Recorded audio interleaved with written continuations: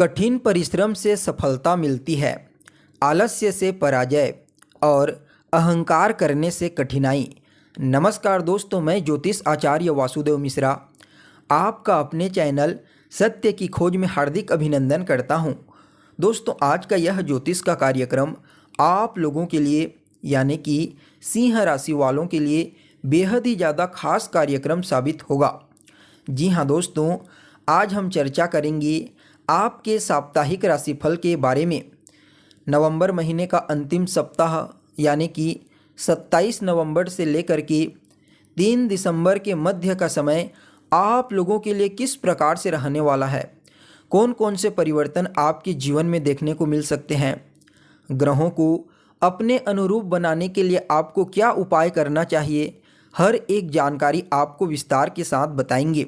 इसलिए आज के इस कार्यक्रम को बिना मिस किए अंत तक देखिए। और अगर आप अपनी जन्म कुंडली पर हमसे परामर्श लेना चाहते हैं तो वीडियो के अंदर दिए हुए नंबर पर आप संपर्क कर सकते हैं।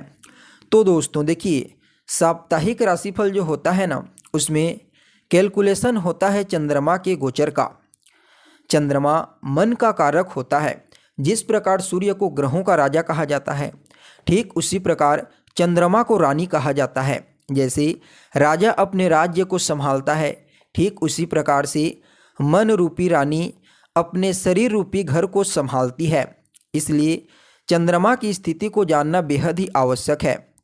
अगर इस सप्ताह चंद्रमा की स्थिति के बारे में बात की जाए तो दोस्तों, सप्ताह के शुरुआती 2 दिनों में 27 और 28 तारीख को चंद्रमा अपनी उच्च राशि वृषभ राशि में गोचर करेंगे।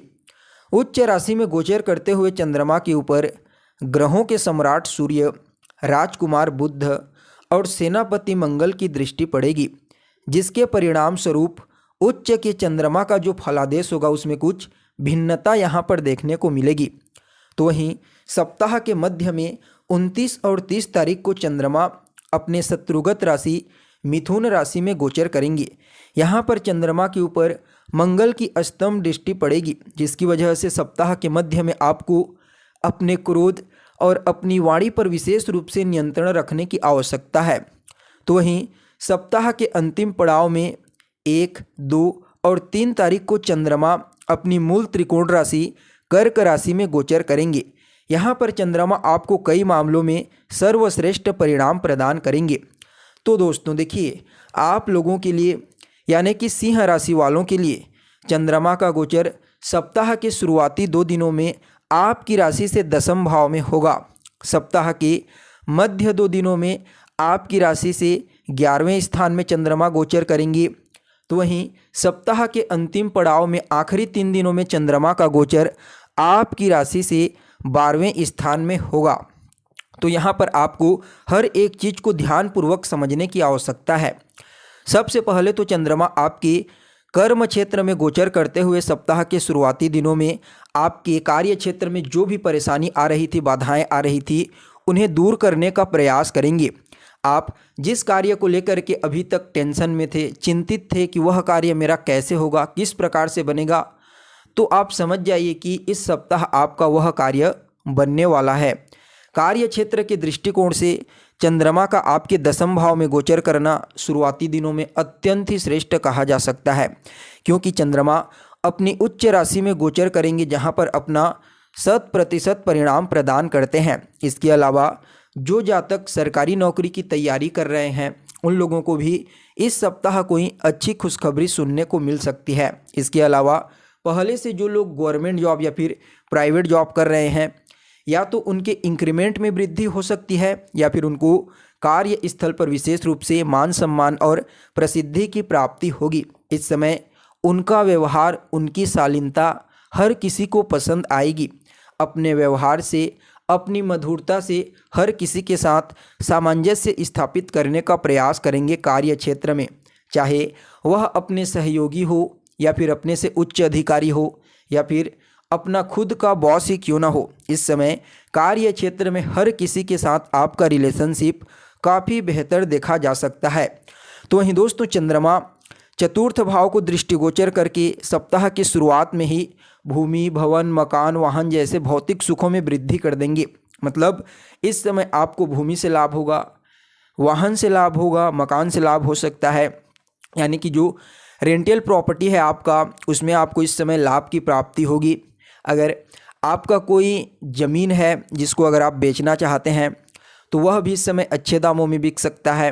इसके अलावा अगर आप कोई मकान खरीदना चाहते हैं या वाहन खरीदना चाहते हैं तो आप खरीद सकते हैं, आपको वहाँ भी लाभ की प्राप्ति होगी। साथ ही साथ जो लोग राजनीति के फील्ड से जुड़े हुए हैं उन लोगों के लिए भी यह सप्ताह शुरुआती दिनों से ही काफ़ी अच्छा रहने वाला है। जनता का सपोर्ट उनको प्राप्त हो सकता है। इस समय जनता के बीच में प्रसिद्धि की प्राप्ति होगी, अच्छा लाभ उन्हें मिलता हुआ नज़र आ रहा है। इसके अलावा दोस्तों देखा जाए तो चतुर्थ भाव में दृष्टि डाल करके इस समय आपको चंद्रमा मानसिक शांति प्रदान करेंगे। जिस भी कार्य को लेकर के अभी तक टेंशन और तनाव आपके मन में चल रही थी, वह तनाव सप्ताह के शुरुआती दिनों में ही खत्म हो जाएगी। माता के साथ संबंधों में मधुरता आएगी। इसके अलावा इस समय आपके जीवन में कार्य क्षेत्र में तो रुकावटें दूर होंगी ही होंगी। साथ ही साथ यहाँ पर देखा जाए तो आपकी जो सफलता है, जो अभी तक बाधित हुई थी, वह भी अब एक नया प्रारूप पकड़ने वाली है।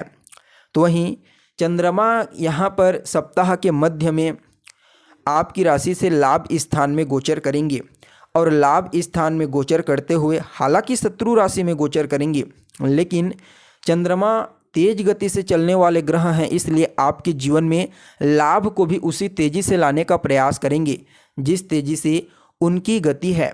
यानी कि सप्ताह के मध्य में धन आपके जीवन में चंद्रमा जिस गति से आती है उस गति के समान आने लगेगा, चाहे वह किसी भी क्षेत्र से क्यों ना आए। लेकिन मध्य में आपको विशेष रूप से धन की प्राप्ति होने वाली है। सिर्फ धन की प्राप्ति ही नहीं होगी, यहाँ पर जो भी आपको लाभ मिलेगा, चाहे किसी भी फील्ड में क्यों ना हो, इस सप्ताह आपको वहाँ लाभ मिलता हुआ नज़र आ रहा है।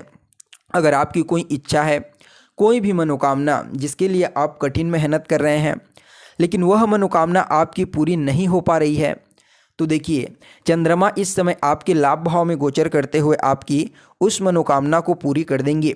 साथ ही साथ यहाँ पर आपकी बड़े भाई बहनों को भी कार्य क्षेत्र में विशेष सफलता की प्राप्ति होगी इस सप्ताह। इसके अलावा दोस्तों लाभ भाव में गोचर करते हुए चंद्रमा आपके पंचम स्थान को देखेंगे राशि से। तो यहाँ पर विद्यार्थियों को थोड़ा सा इस समय अपने मन को अपने नियंत्रण में रखने की आवश्यकता है। जो जातक सिंह राशि के विद्यार्थी हैं, अभी पढ़ाई कर रहे हैं, उन लोगों को इधर उधर की चीज़ों में अपने मन को नहीं लगाना चाहिए और पढ़ाई में जितना ज़्यादा हो सके फोकस करने का प्रयास कीजिए, आपके लिए अच्छा रहेगा। क्योंकि चंद्रमा चंचल होते हैं, उस प्रकार से आपका मन भी इस सप्ताह थोड़ा चंचल दिखाई दे रहा है। लेकिन यहाँ पर रिश्तों में मधुरता आएगी, संतान के साथ संबंधों में बढ़िया मधुरता आएगी, रिलेशनशिप में भी बेटरमेंट आपको देखने को मिलेगी। इसके अलावा संतान कंसीव करने से संबंधित कोई गुड न्यूज़ आपको प्राप्त हो सकती है। सफलता प्राप्त करने के लिए भी बड़ी आसानी से आपके जीवन में मार्ग खुल जाएंगे। साथ ही साथ यहाँ पर आपको अपने ज्ञान, अपनी चतुराई और अपने कम्युनिकेशन स्किल्स का पूरा सहयोग इस सप्ताह प्राप्त होने वाला है, जिससे आप कई प्रकार के पेंडिंग पड़े हुए कार्यों को बड़ी आसानी से पूरा कर पाएंगे। तो वहीं दोस्तों सप्ताह के अंतिम दिनों में चंद्रमा 1, 2 और 3 तारीख को आपकी राशि से 12वें स्थान में गोचर करेंगे।